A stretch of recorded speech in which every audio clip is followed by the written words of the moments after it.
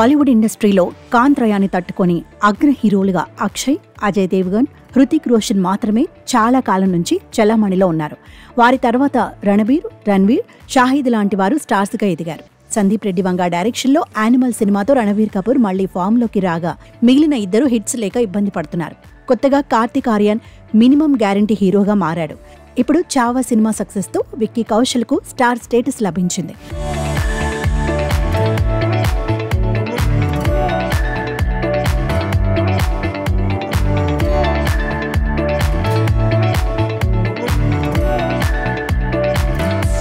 అయితే ఇప్పటికే విక్కీ కౌశల్ది యూరి, సర్దార్ ఉద్దమ్ సినిమాలతో నటుడిగా మంచి గుర్తింపు సంపాదించుకున్నాడు. కానీ కమర్షియల్గా సాలిడ్ సక్సెస్ ఏ నటుడికైనా అవసరం. విక్కీ కౌశల్ని చావా చిత్రం బాలీవుడ్ ఇండస్ట్రీలో కమర్షియల్ హీరోగా నిలబెట్టింది. శంభాజీ రోల్లో విక్కీ నటన మూవీ లవర్స్ను తెగ థ్రిల్ చేస్తోంది. యాక్షన్, ఎమోషన్స్ సన్నివేశాలలో అతని నటనకు ప్రశంసలు లభిస్తున్నాయి.